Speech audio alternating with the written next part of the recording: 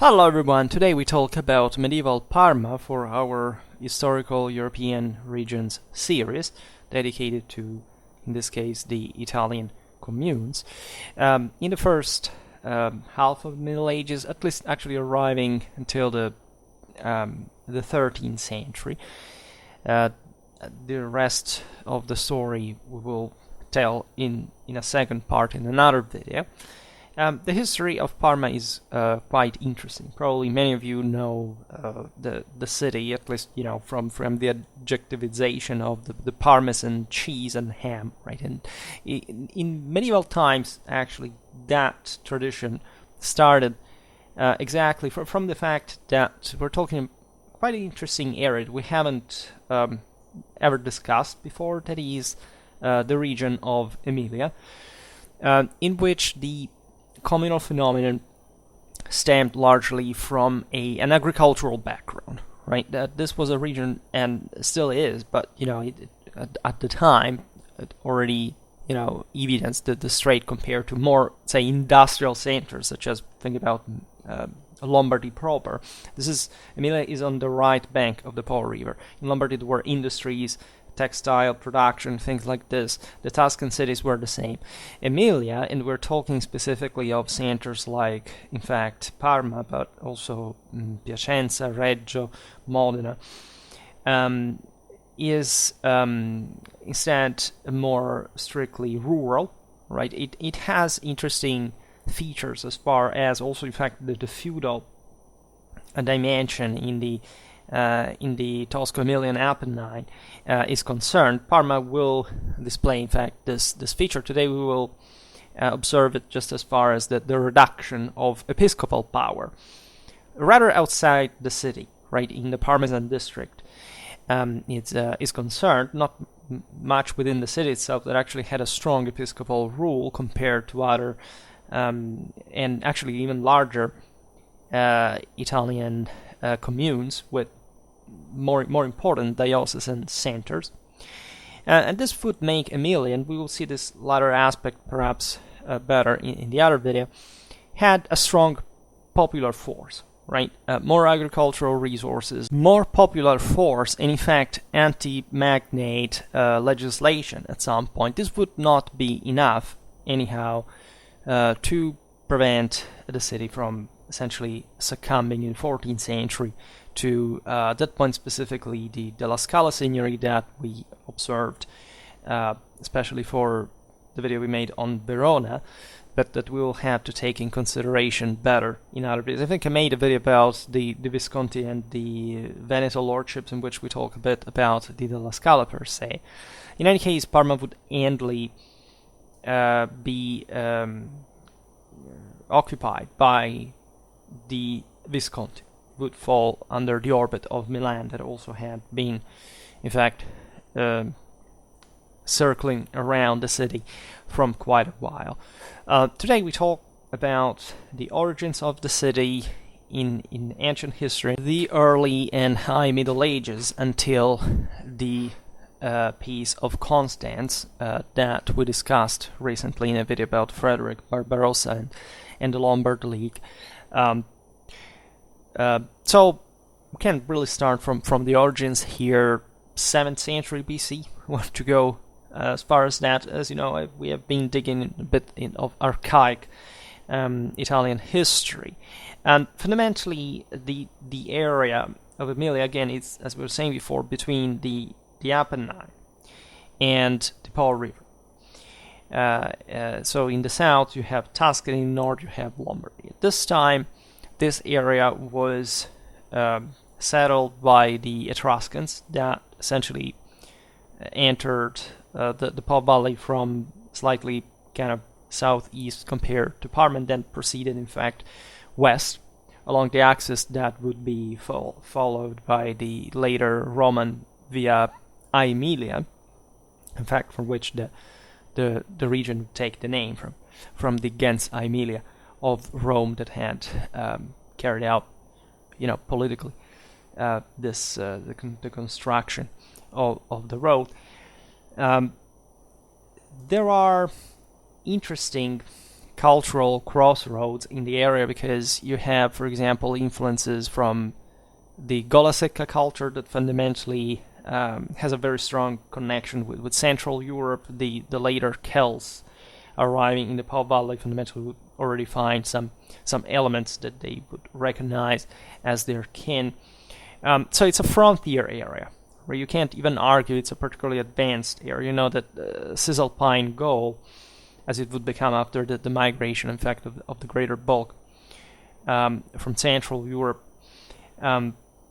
would be like until the early Middle Ages somehow disconnected from even the most important Mediterranean markets and axes, right? So at this point, there are just settlements, right? The name of Parma in itself tells us of an Etruscan origin, because there are some nobiliar clans known as the Parmni and the Parmnial that are surely related with the ancestral name of the city, and the word Parmesoi, for example, that figures on the inscription of the bronze helmet of Marburg. In the 6th century BC, the Etruscans that had kept expanding at this point permanently took control of the area where Parma would essentially develop. However, in the first half of the same century, some kind of distinct population groups developed. In this case, we can distinguish them archaeologically as the ones in the area of Parma were characterized by a particular funerary ritual, right? It was probably Etruscan in culture, kind of hegemonically, but that also displays a strong Ligurian influence, right? The Ligurians were just across the Apennine, also in the southwest, right? And this influence would remain for an important amount of time. The Ligurians could simply, that were, as you know, pretty warlike, could even cross the Apennine and looting in the area.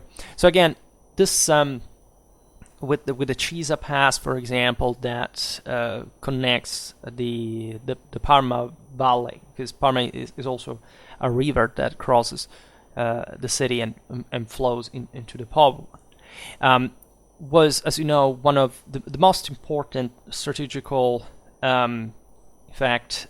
pathways for the connection between the Po Valley and Tuscany. I mean, the famous Fort Novo, where later the French and the Italian army would fight at the end of the Middle Ages, is exactly in the same area, right? There are some, we will see it better perhaps in the second part of this Parmesan kind of documentary, let's put it in this way.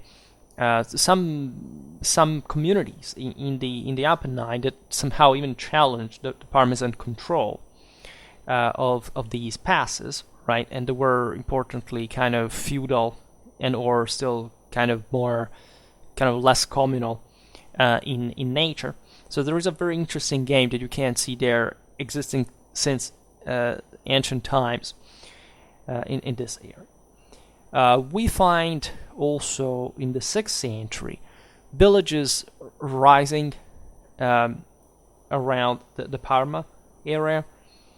For example, Pedrignano, Beniceto, Roncopascolo, and Botteghin. In the 4th century BC, Emilia, let's call it just from the name it would take, was invaded by the Boii. So this Celtic population, which caused the Etruscans to leave, to abandon their villages, right? There was even some depopulation in some areas. As you know, the Gauls were pretty warlike, and they somehow destabilized part of the area before reconsolidating it themselves. The territory of Parma was in a strategic position, again, in this frontier. However, we do not have traces of Celtic settlements specifically, because probably sure there were, right, but we cannot track them because they were less developed than they had been before, right? Consider that the strategic relevance of Emilia is not just regarding the north-south axis, but also the west-east one, right? Because in the east you have what would have become Romagna, from Romania, because, as you know, the Exarchate, in fact, of Ravenna was located there, was the real Byzantine center of Italy.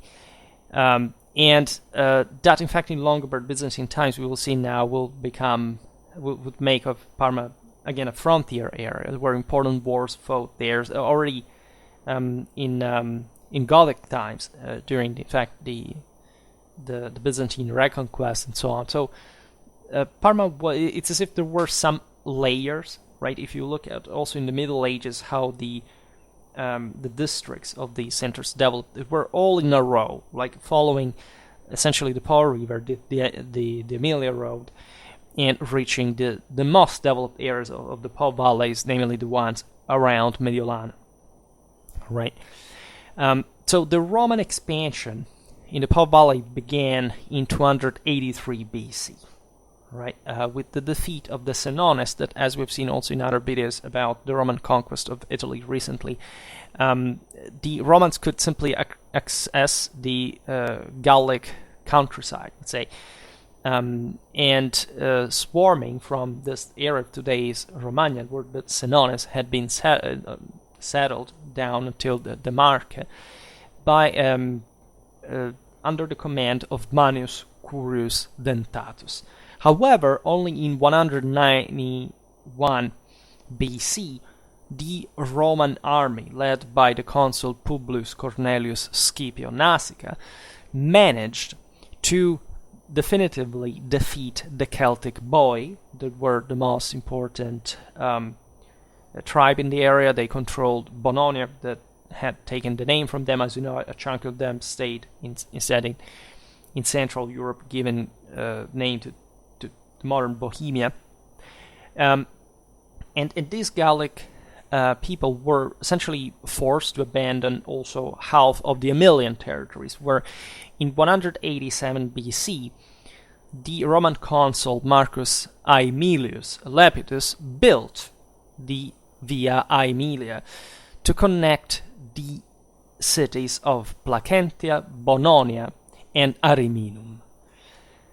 So this road, you see, Piacenza would be, again, just territorially much close to the Milanese area, so with the most important crossings there. And Parma is just in that row of districts, the first center in the southeast, right? And then you descend along the Via Aemilia until Ariminum, that was part of the Ager Gallicus, and that was connected to Rome through the Via Flaminia instead, that crossed all the Apennines and arrived there. So these were two major highways, along which a great part of Roman colonization would take place. The Cisalpine Gaul, as it was framed now under the Roman rule, would become essentially the strategic center of the empire for centuries to come. The most important pool for legionary recruitment was here, right? So essentially from this Gallo-Italic background, Roman colonists that eventually married into the local Gauls and provided with, say, mostly, I don't know, for example, Caesar's troops, and this areas, would be contended, as we'll see now, between Octavian and Antony at the Battle of Mutina and so on. So very much in the eye of a storm caused by especially the agricultural and consequently also demographic resources that the area offered, right? So Emilia was right in the center of this. In 183 BC, along the important arterial road, the Romans founded the twin colonies of Parma and Mutina. In between, in the district, there would be Reggio as well. So the two centers would be historically distant, but there was always a very strong connection, just as Emilian centers. And you have properly the birth of Parma, at least of the civitas as we would know it historically, as a city, as a commune later, etc. And the main function of Parma and Mutina was to protect the Po Valley from the raids of the Ligurians that the Romans had not yet tamed. That would take them actually a long time to be deported into Samnium in southern Italy, because they were so warlike, and they infested, in fact, the same Apennine valleys, controlling at some point the watershed and being able to, in fact, to descend in the Emilian plain, where the Romans established these two colonies to withstand their onslaught. Parma specifically was enrolled in the Paulian tribe.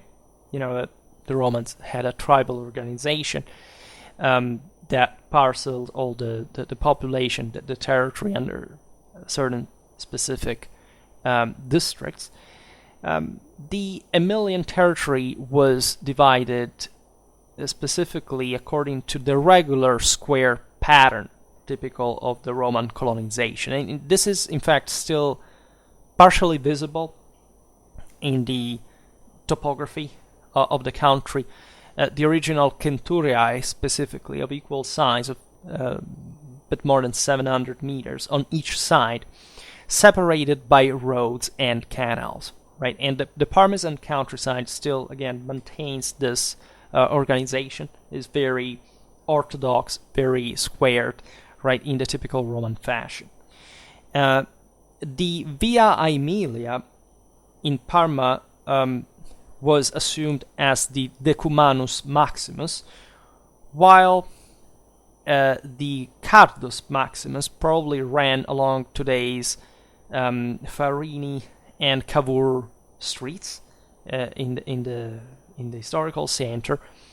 Albeit there are some doubts about this, because it's not easy to dig right in heavily urbanized context, and especially in such stratified ones. So there are still debates, as far as I know.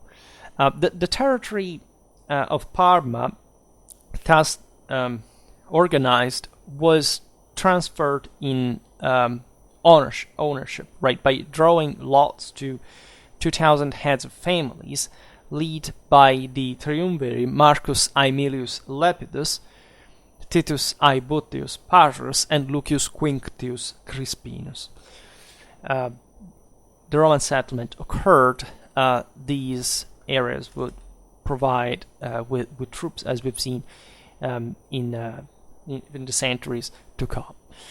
We have a few archaeological traces of the Roman Republican time preserved in the Parmesan territory, mostly also thanks to the excavations carried out during the 20th century. Right, so nothing clamorously visible, just per se, that you have to dig for. Rather, a furnace, a well, at the base of a villa, portions of a building. This is scattered mostly in the Parmesan countryside, and a few in Parma, including a section of an aqueduct. On the other hand, we have more evidence dating from the imperial age. We have a large amphitheater. The Romans built a theater, baths, then a masonry bridge that would be maintained also during medieval times, that served the Via Aemilia to cross the Parma stream, dating to the Augustan age specifically. At this point, Parma reached her maximum expansion. Right, in the 1st century AD, the city obtained the title of Julia for the loyalty shown to the imperial cause in the ruling dynasty. The other name of Augusta would have been given to the city after Octavian specifically had restored her after the looting that Parma had suffered by the legionaries of Marcus Antonius. Martialis incidentally celebrates the Parmesan wool industry, which is also interesting. Now, for most of the imperial era, Parma lived peacefully. Constantine, after his civil wars, was generous with restorations, and Parma, as a sign of gratitude, raised a marble column for him with an honorary inscription. We are pretty sure that the episcopal see of Parma was established not long after the Edict of Constantine in 313. In 369, there was already, perhaps for some years, an Arian bishop, Urbanus, that we know also from the fact that he was involved in the age of Ambrose and of Damasus in some trials. So it's certain that before him other Orthodox bishops had occupied the see of Parma, and so that the institution was significantly older, dating to the beginning of the 4th century, at least as a non-covered one, and of course being there a Christian community from quite a long time. The diocese of Parma, with those of Emilia in general, during the 5th century passed under the hierarchical authority of Ravenna, that had become the capital of Italy de facto, while up to that time Milan, however, had maintained the actual spiritual authority over Parma. This aspect is also important because the Parmesan territory had historically belonged, as we've seen, mostly, like Emilia in general, more to that kind of western, kind of continental Po Valley reality, whereas Ravenna was somehow more maritimely projected towards Constantinople. And this would set important divides culturally and also strategically, as essentially the populations were different. They had different views, different identities. After Constantine moved his see to Constantinople, the provinces of Emilia had been fragmented in the meanwhile, remained under the control of consular prefects sent from Rome. Right, so of course the Italian unity in late imperial times still maintained, of course, a compaction of all these territories under the senatorial class of the peninsula. There was an important coordination, cooperation, even between areas that were culturally different.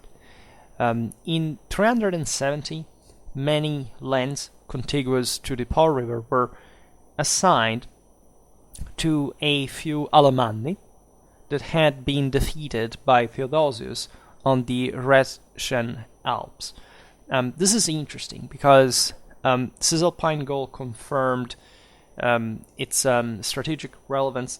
It's one of the reasons why also Milan had grown since the 3rd century in great importance, just like Trier, north of the Alps, and the middle Danube, and other centers in the east, as opposed to Rome, that still was the absolute capital, but had lost much of its kind of centrality de facto. So settling federati in different ways, whether volunteers, veterans, or in this case prisoners of war, was important to strengthen the same Italian defenses. In fact, in 377, also the Taifals joined Modena, Reggio, and the Parmesan area, having crossed the Alps, and having also in this case been vanquished by the arms of Emperor Gratian and settled in this area. This is fascinating because, as we'll see now, that also what you see in Gothic times, in Longobarд times, actually also reflects a trend that had already been started in terms of Germanic settlement in time when moments in which the empire had maintained a sound political and territorial control. Under the Emperor Maximus in 387, however, Parma, like her Emilian sisters, somehow began to decline. Right, this was a period of greater instability, which late antiquity was still well alive, but gradually also contracting.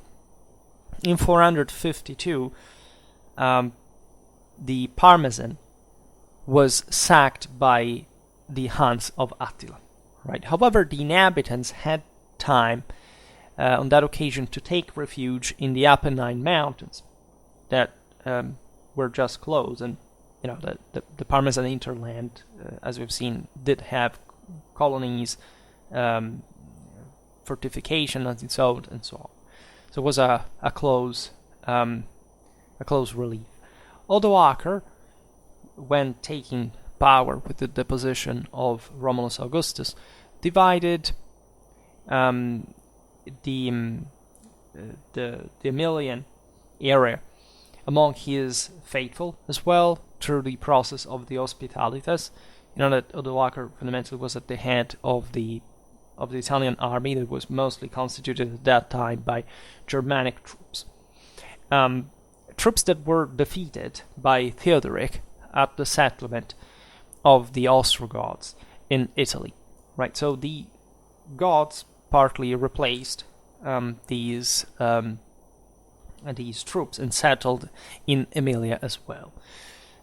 Theodoric showed an important care for Parma as he restored the old stone bridge, the aqueduct, canals, mills, and other civil works, so that Parma lived in, as most of Italy, under Ostrogothic rule, a moment of significant rebirth. At this point, consider that, again, the system had remained intact, right? It's just the Gothic War later, or better, in fact, the Byzantine reconquest, that would have tragic consequences for the peninsula. In fact, Parma was partially destroyed by the Gothic king Totila in his scorched earth strategy to recover the same peninsula from the Byzantines after the initial success of Belisarius. Parma reconfirmed herself as a frontier city of some sort. The Goths were finally crushed, however, by Narses, and on this occasion, the Byzantine government, maintained some order for a few decades, right? Parma restabilized again, right? This period lasted until 568, when the Longobards entered the Po Valley and settled in their turn. Parma had an important role in the Byzantine times because it had probably been the custodian of the imperial treasury of Italy. In fact, it was known as Chrysopolis, so in Greek, the city of gold, because of this function, showing also how, reliable it was thought to be. Now, the Longobard settlement in these areas would be long-lasting because, as you know, the Po Valley would eventually become the core of the Longobard dominion, together with Tuscany. Parma being exactly in between was at the center of the kingdom in many ways, in the Langobardia Major, as a matter of fact. The Longobards settled through the old mean of the Hospitalitas, so namely receiving 1/3 of the land and or of the previous Annona supply system, right, for essentially substituting themselves as an army to the Roman one, from about 1/3 of the what was in fact the inhabited area. This seemingly wouldn't cause problems with the local populace because the scourge of the plague that had broken out during the Gothic War, as you know, wiping out a significant amount of the population, had left also consequently an important amount of land uncultivated, and the Longobards contributed to revive the local economy. Right. In 579, Parma became the seat of one of the Longobard duchies, in which the conquests of Alboin had been divided. The Duchy of Parma was structured as a strategic base, subject again to a duke, so a military and political leader in the full wake of the Longobard tradition, who controlled the population in compliance with the law, the Longobard one for the Longobards and the Roman one for the Romans. The Longobards used the Roman arena and the theater in Parma militarily to defend a fortified perimeter organized to the south, towards which a system of roads converged in a radial pattern.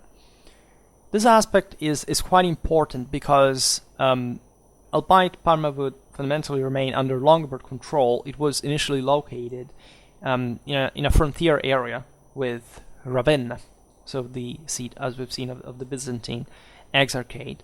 And for years, the Emilia, at the border with Romania, in fact, with which would have been consequently called Romagna, was in fact a militarized area of some sort. In any case, especially from the beginning of the 7th century, the situation normalized.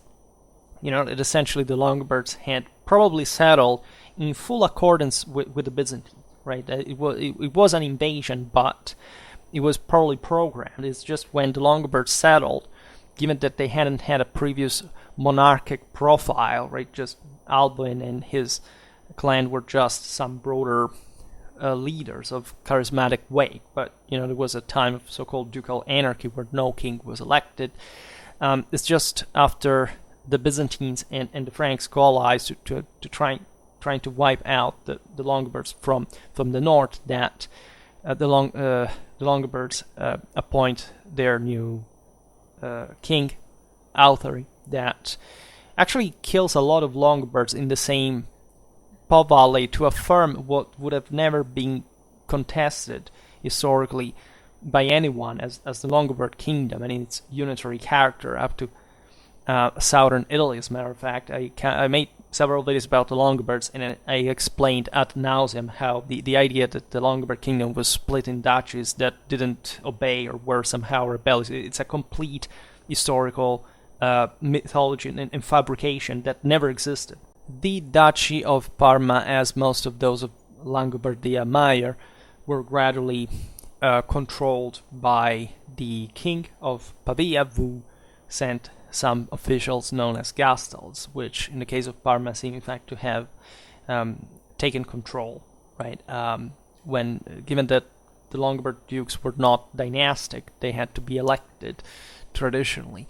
When someone died, the king could send a Gastald and then just ruling as a duke, right? And on behalf of the king, they are developed quite orderly.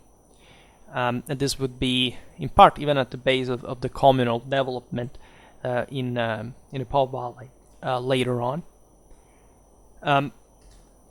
The Longobard kingdom, as you know, was conquered and integrated in the institutional hierarchy of the Carolingian Empire. The Franks, after their arrival, fortified mostly instead the northern part of the Parmesan. They established the royal meadow that was of particular importance for maintaining an updated cavalry. was just like a bit the field of Mars, right? And for the Carolingian knights to train, to keep fit. And this would become, during the 9th century, also the center of power in Parma proper. Charlemagne, taking control of the Po Valley during his conquest, descended from Parma to Rome, right, crossing the Chisa Pass of the Apennines.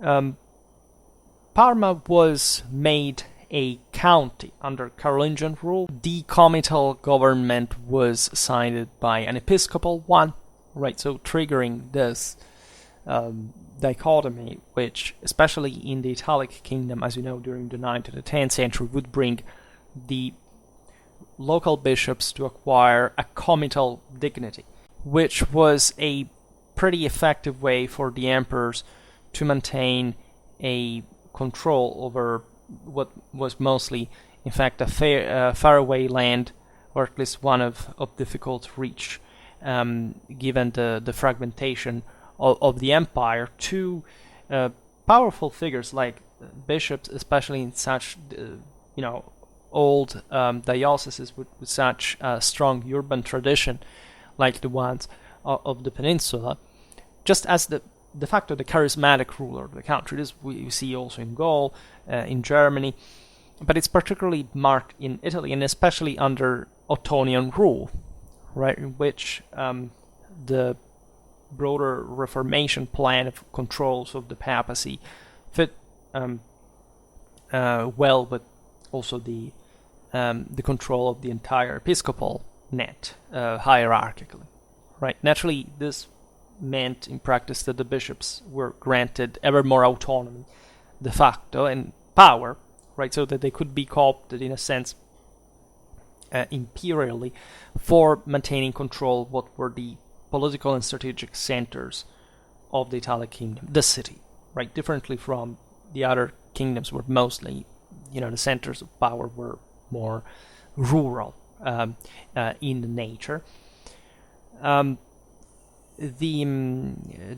the Emilian cities went through this, this process, right? Parma, Piacenza, and Reggio, at least. And only in 877 did, however, Bishop Vibodus of Parma receive the royal court of the city as a gift from Carloman. This donation was an act of thanks from the king to the bishop, who had sided with Carloman's father, Louis II, in the unfortunate fight for the title of emperor.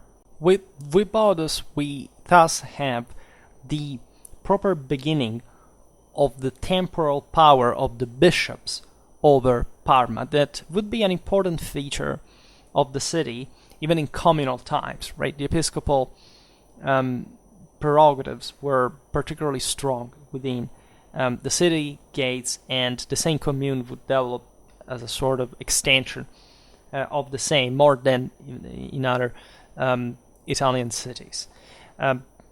We're talking about the end of the 9th century, so it's a moment of great political disgregation, and these centers have a great interest to autonomize themselves, also for defending themselves better in the turmoils that were occurring in the empire internally, from internal and external causes, let's say. Vibodus thus immediately decided to equip himself with a council that would support him in the management of both spiritual and temporal affairs. On December the 29th of the same 877, in the presence of the bishops of the neighboring cities, always remember the deep interconnection of these, especially Po Valley centers, but not all, he announced the birth of the chapter of the Cathedral of Parma, that would thus serve as an instrument of government recognized by the other spiritual and temporal authorities of the region.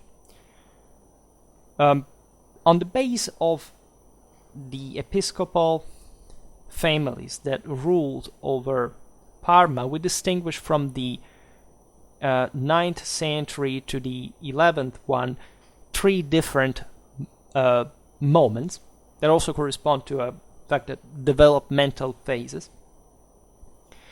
And these families were specifically the Supponent, the Bernardingen, and the Arduinic one. In 891, Guy II of Spoleto, emperor between the same 891 and 894, thus also king of Italy and ruler of Parma, not just Duke of Spoleto, established the Mark of Lombardy, which included the counties of Parma, Piacenza, Reggio, and Modena. In this historical phase, that, as you know, was a bit more anarchic, in at least after the disgregation of the Carolingian Empire, the transformation of the comital power to the episcopal one was taking place.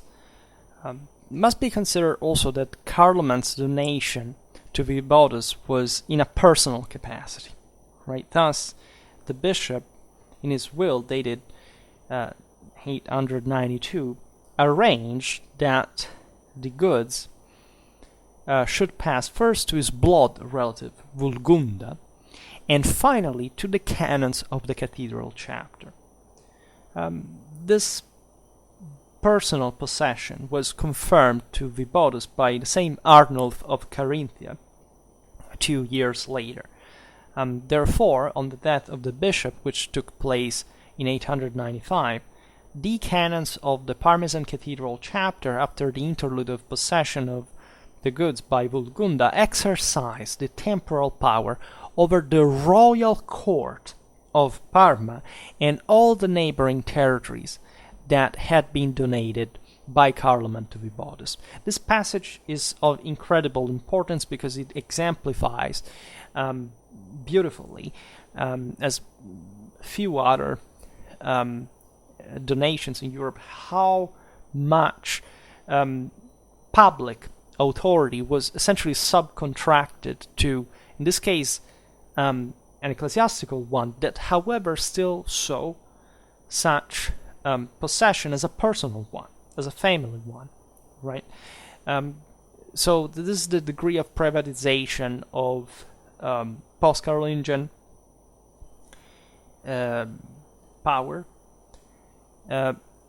and properly it exemplifies also the degree of control that the bishops exercise in these cities as individuals, right, as at the heads of families with important assets, and how much this naturally played also in the international let's say policy in the public administration, what was still namely an empire functioning as such, as we've seen with this, with public kingdoms standing on their feet, with public districts standing on their feet, mostly on a Romano-Germanic tradition that in this specific region had, of course, owed much of its stability to the urban government proper. The goods confirmed to the cathedral chapter as well as to the royal court of Parma were huge, right? This is also the crucial aspect, that not just the episcopal assets that were pretty large by themselves were considered as a personal possession, but even the royal court, that is to say, in order to rule on Parma, the Italic kings had to fundamentally recognize what pertained to the bishop, right? So you couldn't bypass, even as an emperor, these figures, and you can understand why, because the sum of the chapter and the royal court possessions was essentially a vast territory of the lower Parma area towards essentially the Po River, and so also, by the way, the most productive ones. As we were saying before, the Parmesan district was extremely fertile, greatly productive from an agricultural point of view. And this area, the episcopally controlled area, ranged roughly from the Caput Parioli to the north of an area known as Fontanellato, reaching the gate of Soragna as well. It was an important center later on, as we will see, with an important lay family that started building power from there. It also included the territory of San Secondo, Palazzone, and Sacca Colorno. These were all also, again, connected with the river. So with the Po Valley traffics and all, basically the basis of the Italic royal power, that at this point was kind of also augmenting as far as the Po River axis was concerned, with connection between the Adriatic and Central Europe. So we're talking about very rich places, by the way.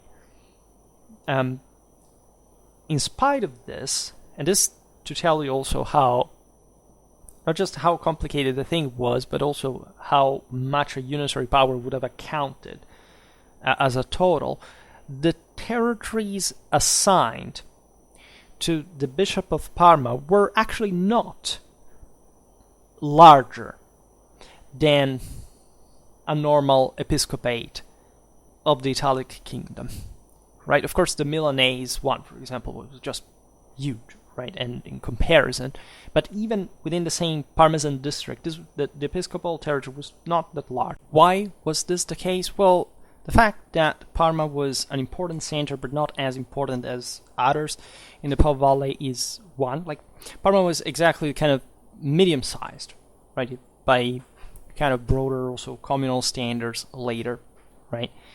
So a rather typical one. The point, though, is that the aforementioned kind of agricultural power had, rather than a more strongly kind of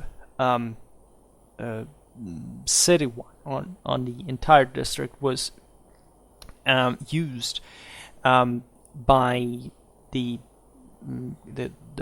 essentially the local lay aristocracy of, Longobards, Frankish origin, to detain and maintain important amounts, in fact, of the countryside.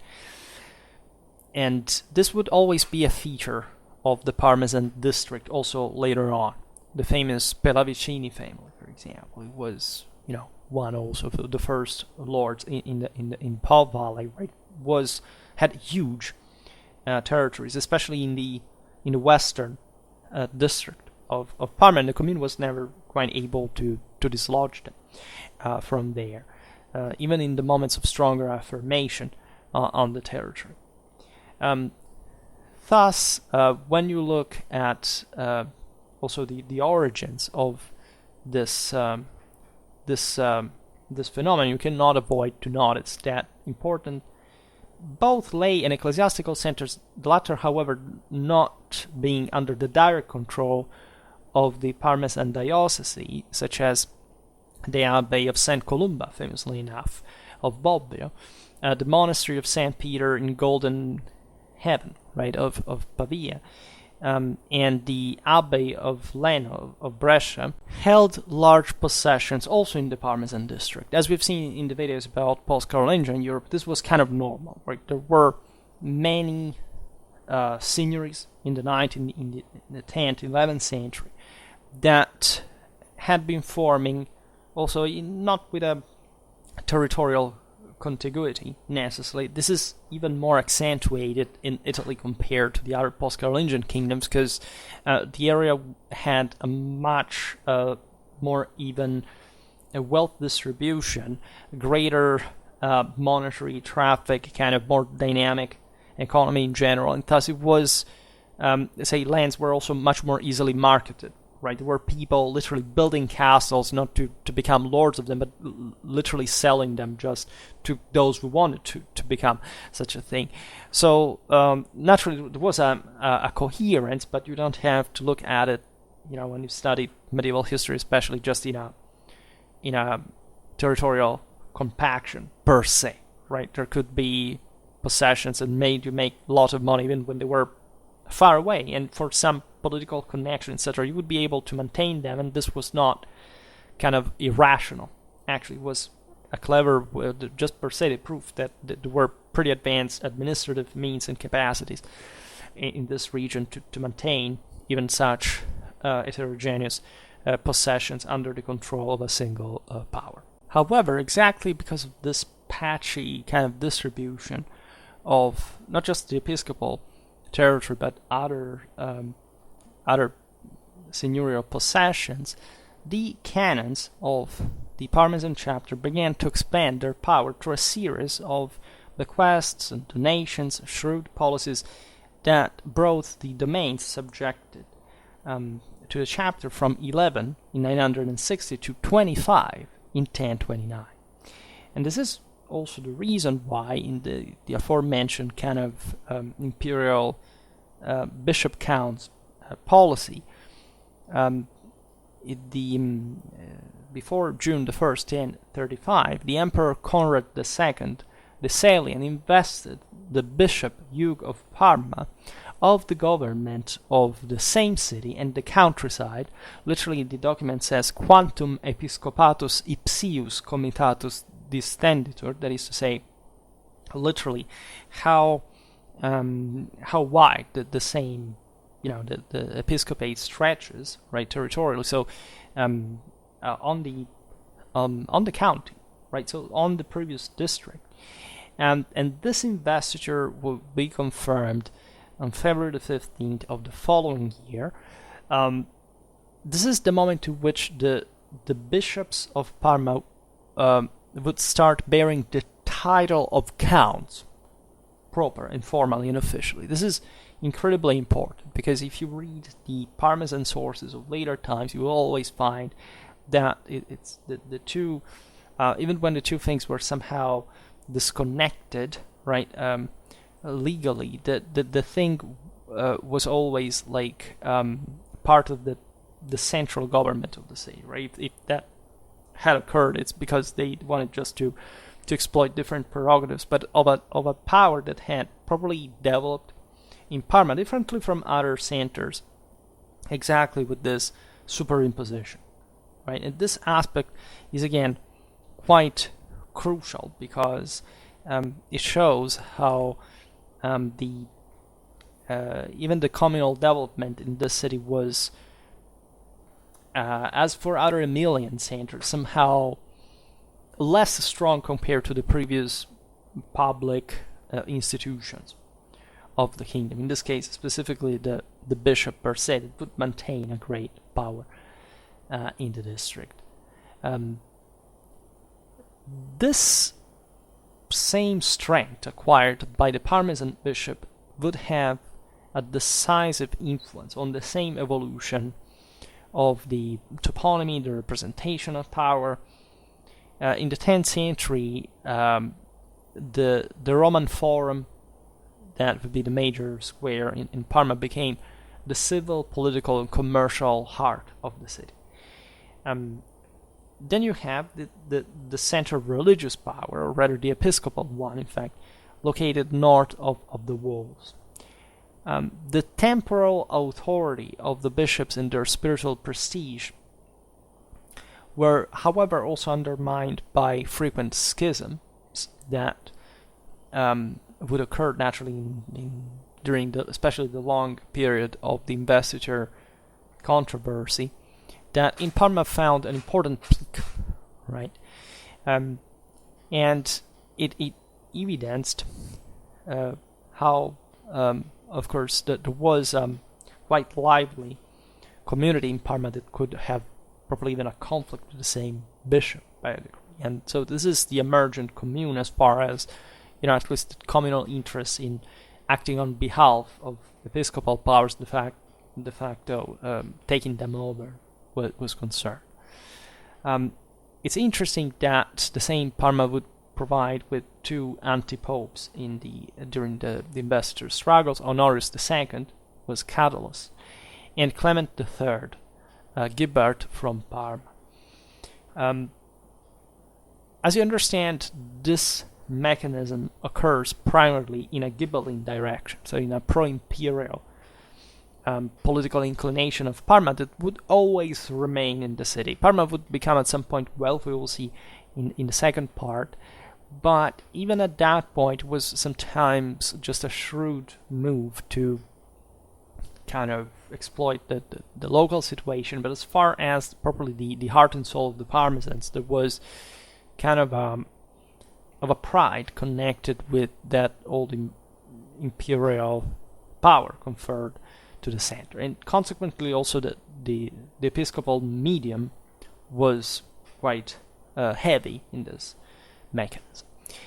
During the 10th and the 11th century, the powerful Attoni of the Canossa family established themselves in the lands of Parma, but also in those of Reggio, Modena, Ferrara, Brescia, and Mantua. So this very articulated and long and kind of especially north-south stretching territory that in fact straddled over the Po River, controlled practically areas that were crucial, in fact especially for the emperors, to secure a passage from the Adige Valley into, in fact, through the Parmesan, the Cisa Pass towards the south, given that the Canossa mostly became, as you know, marquises of Tuscany, and we'll have to make a video about them, never really discussed them. So Parma was at the center of a quite important polity, was actually huge, right? It's one of the most important signaries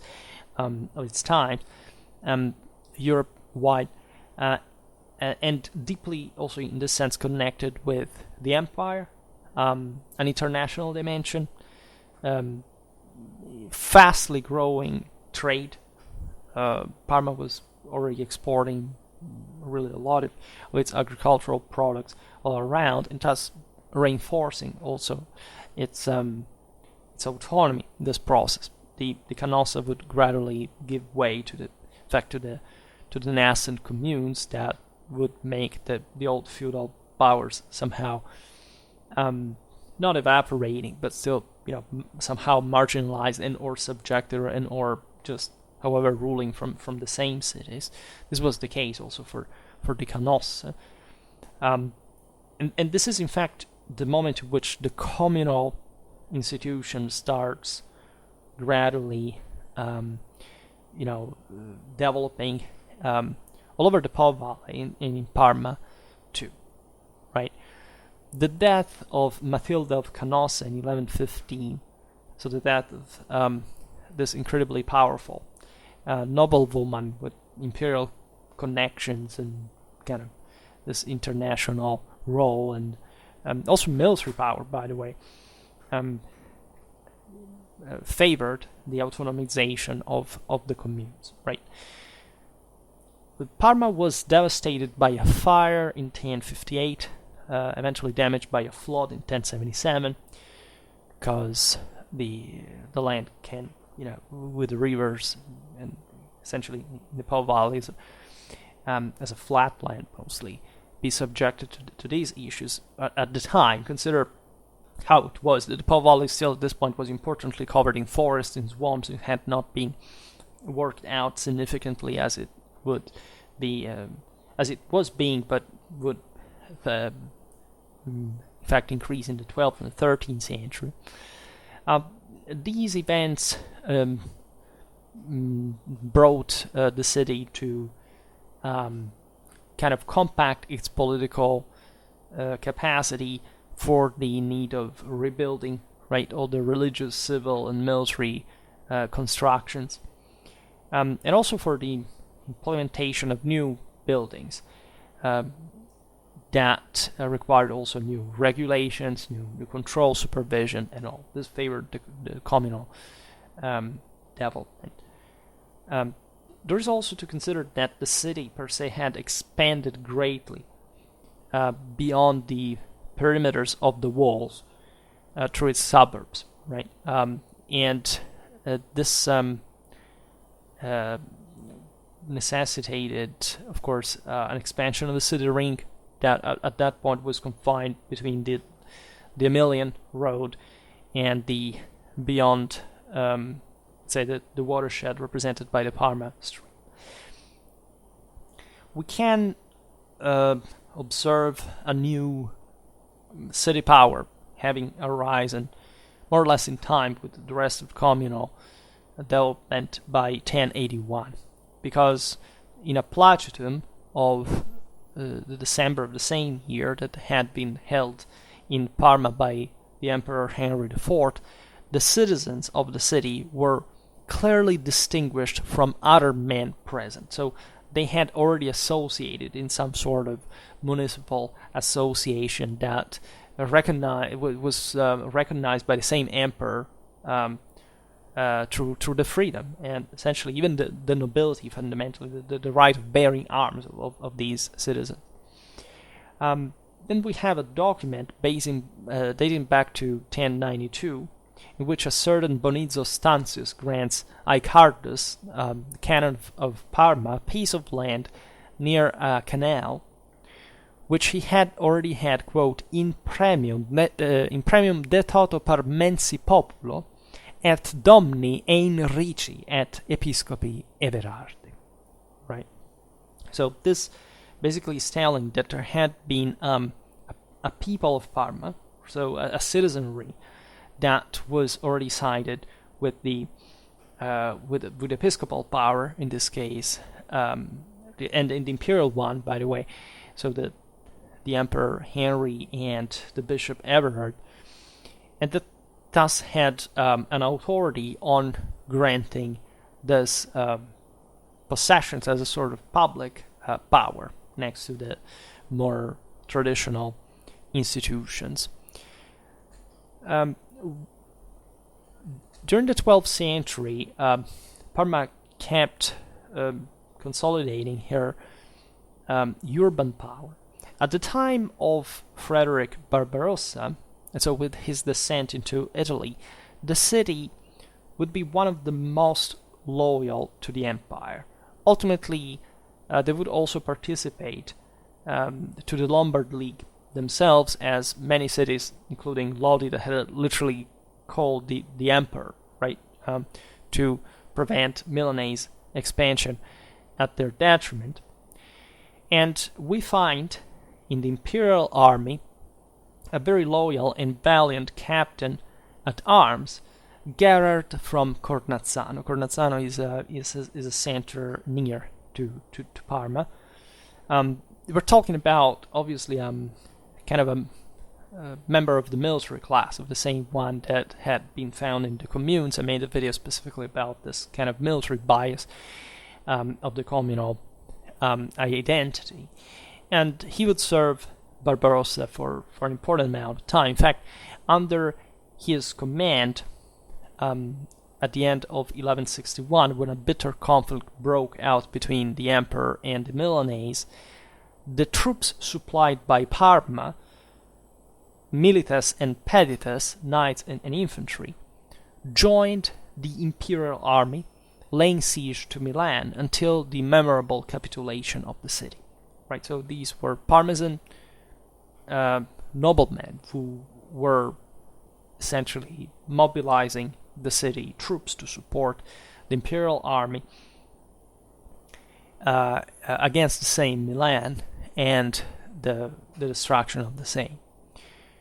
In fact, in March 1162, Gerard of Cornazzano, leader of this Parmesan family, was delegated by the same Frederick Barbarossa to accept the unconditional surrender of the Milanese at the Roman gate. Right, that's how important he was in the imperial Italic establishment. In 1163, Aicardus of Cornazzano, that was probably the brother of the imperial leader Gerard, had the episcopal chair of the diocese of Parma, which is quite meaningful because it tells you how deeply intertwined not just lay and ecclesiastical power were in the city, but also how kind of the military class and the communal government had hegemonized this office. A year later, in 1164, Bishop Icardus also combined, in fact, the functions of imperial podesta. Right, the podesta was essentially a figure normally called to maintain kind of an extra,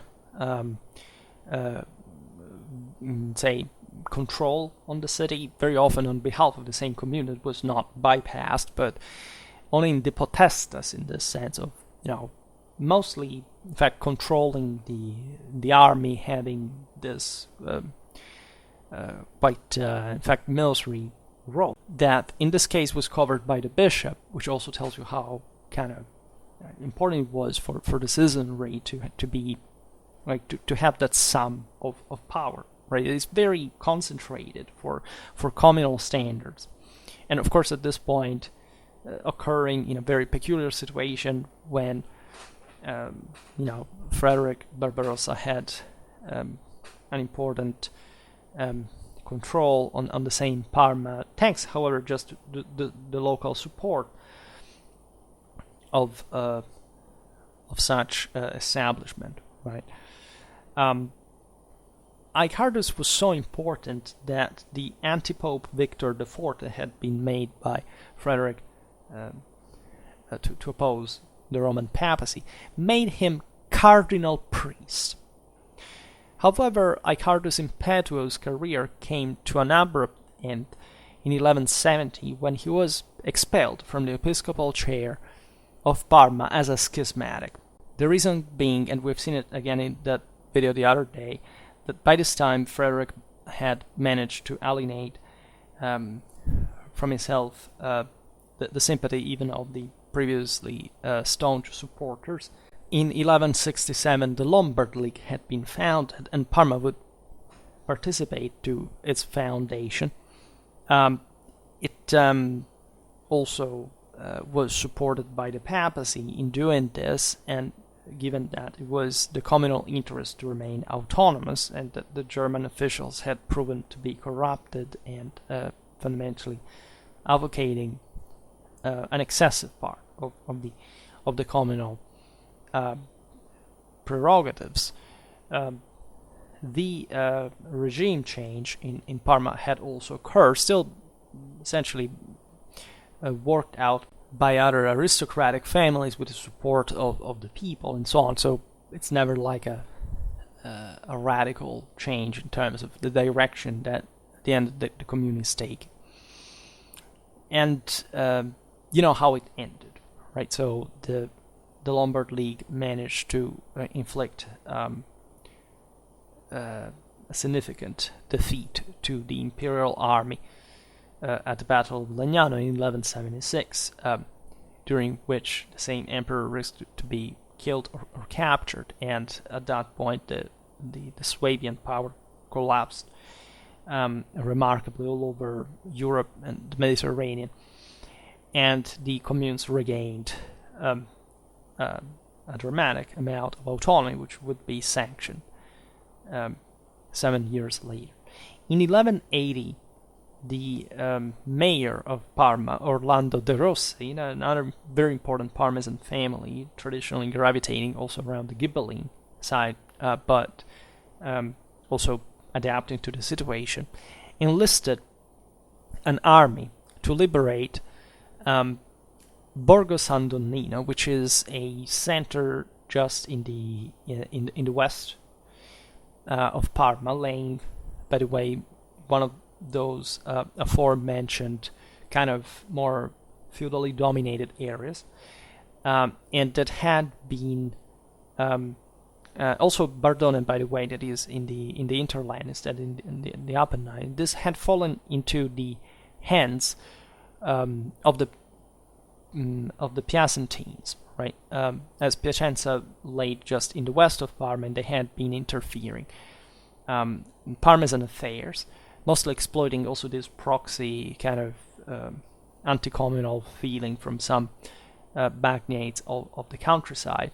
These were crucial areas, right? Because Borgo San Donnino was a sort of not really a bordered commune, but it was like properly a settlement, not just like a minor one, almost accounting for, again, a third city between Parma and Piacenza. Bardone was significantly important because it basically controlled the Cisa Pass in the mountains. So you realize what Piacenza wanted to do here was to secure practically a foothold in the Parmesan district, both in the valley and in the mountains, to significantly reduce Parmesan power and trying to hegemonize Parma itself. So at this point, Orlando de' Rossi, at the head of the Parmesan troops, managed to free both Borgo San Donino and Bardone. He faced the Piacentine counteroffensive, and at the head of the Parmesan forces on June the 19th, 1199, he crossed the Taro River. He faced his opponents on the left bank of the waterway and defeated them. This Parmesan victory over Piacenza was quite significant because it proved that even after this moment of significant political turbulence all over the Po Valley because of the wars against the Emperor, the Lombard League, the new order that was to be established now, with essentially communes starting to fight against each other unrestrained by any imperial authority, was not to happen at the expense of Parmesan territory from a rival commune. Right, the territorial integrity from a political point of view is quite important because of all what we said on, in fact, the public authority that the city had always maintained on great part of its very productive district. And because, of course, these neighboring communes were a constant threat to each other. I mean, if you managed, they were just a few tens of kilometers from each other, and they had historically been developing in such a fashion that a significant threat was always behind the corner. So scoring also a major kind of open field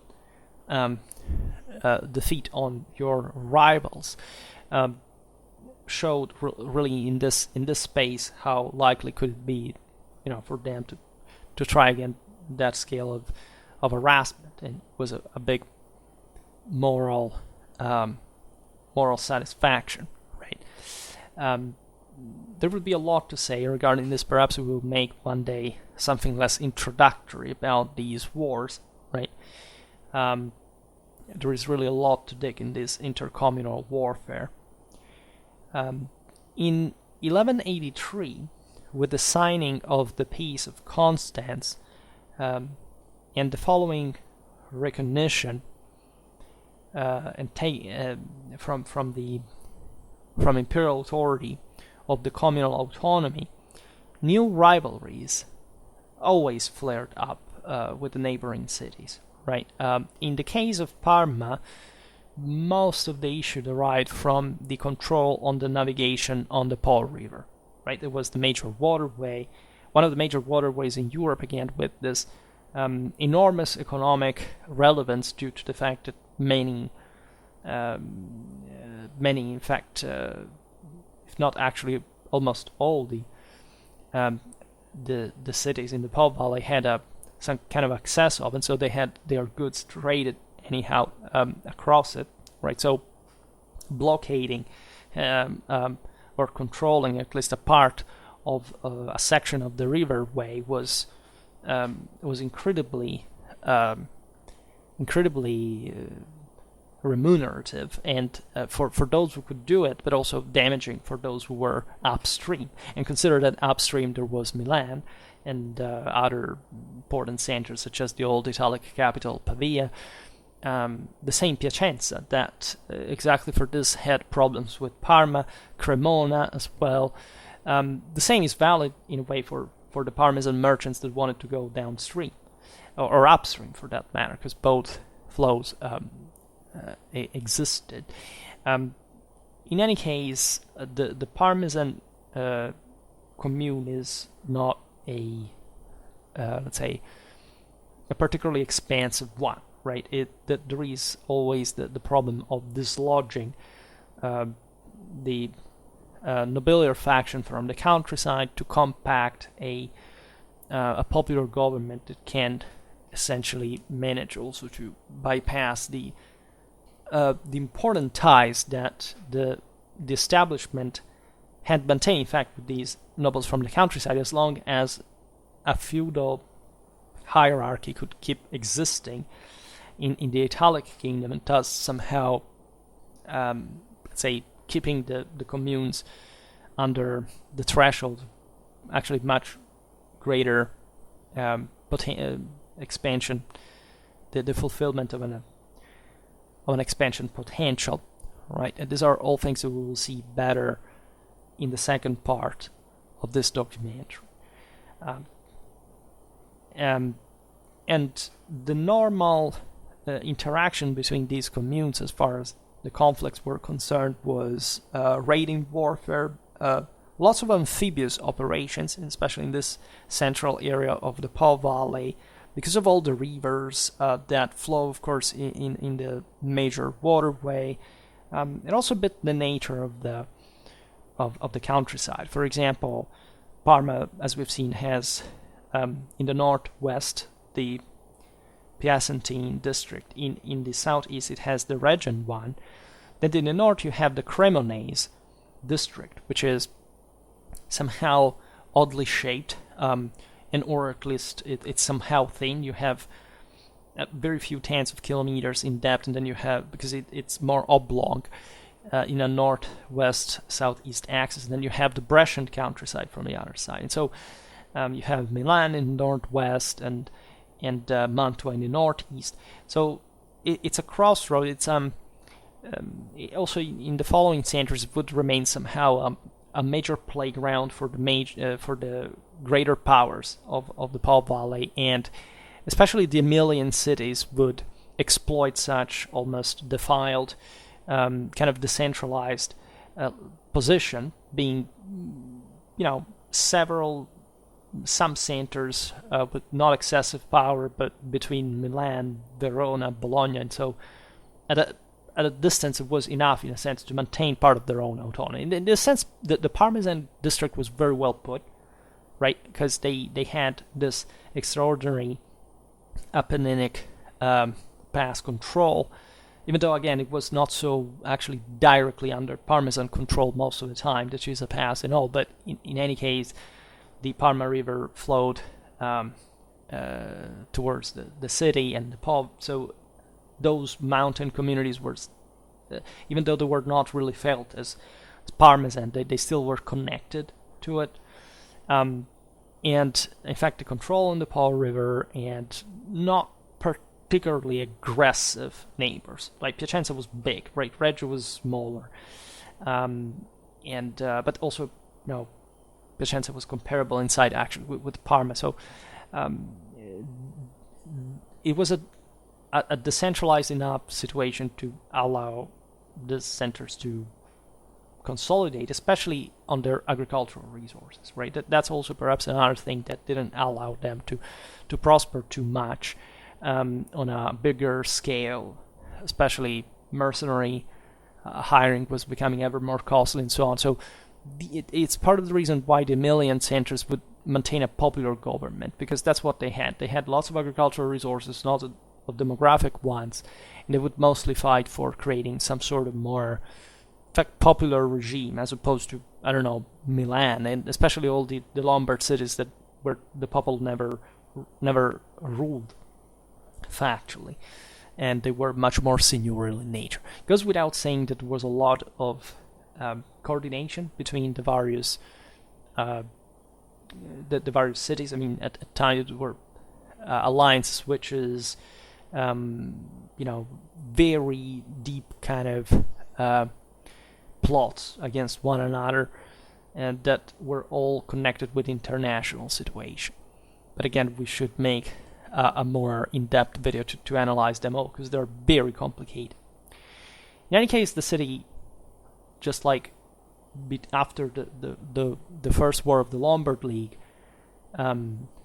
destines much of the resources that had previously employed for that major military kind of commitment to urban development. For example, the Cathedral of Parma, dedicated to Santa Maria dell'Assunta, it's called, rebuilt after the earthquake of 1177, and erected by the anti-pope Honorius II, the Bishop Peter Cadalus, that was also Lord of the city, with the excellent architect and sculptor Benedict Antelami, gave a great impulse to the city building, especially in the years, in fact, 1178 and 1226. Equally important was the commit of the Antelami, who designed or built the architecture and sculptures of the baptistery. Here I filled the video with pictures mostly from the Cathedral, the baptistery. I did visit Parma, by the way. It's beautiful, really. If you've never been there, I advise you to take a tour of the region in the first place.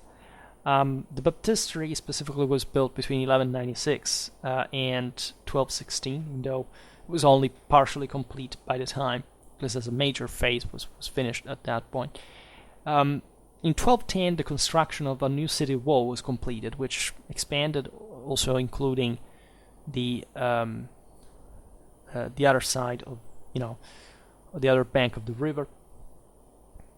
And this is also interesting because different times especially the bridge locally was fortified significantly to prevent even during the city struggles that happened within the city walls, this kind of control not to make enemy forces pass through it. So it was again, if you don't study it in detail, you don't understand how somehow turbulent the situation was, how many fights, how many urban clashes occurred, and how much this still revolved around the central power of the city and the possibility of the commune to take a next step. And this is what we will fundamentally see in the second part, hopefully, that I will be uploading soon, as what to realize is, again, the popular government was quite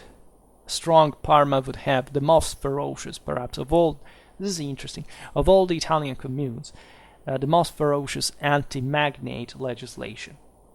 Which is crazy, right? It's as if they had been the greatest radicals under that point of view. They managed, famously enough, also to defeat the imperial army at Vittoria, right? That significantly crippled Frederick II's efforts in the Po Valley. So the Parmesans also had that sense of, we do have the Imperium, even though they were still somehow Ghibelline later on in inclination, or at least, when the Popolo took over, mostly were Guelphs, but there was something about that had never died regarding this high medieval Parmesan tradition that, as we've seen, had provided the city with a dramatic political and institutional unity to boast, also in the Po Valley. So that hence the initial and staunch support to Frederick I, and so on. I'd stop it here. Next time we will see essentially the late Middle Ages.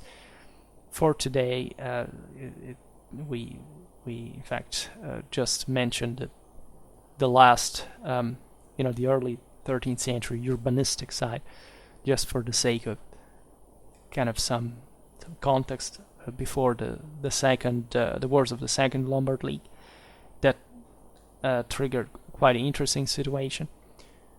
I just hope that you enjoyed this video. If you did, please share it. Otherwise, leave a like or subscribe to my channel if you're interested in my upcoming content. As always, I thank you heartily for listening to me. I wish you a nice time and see you next time.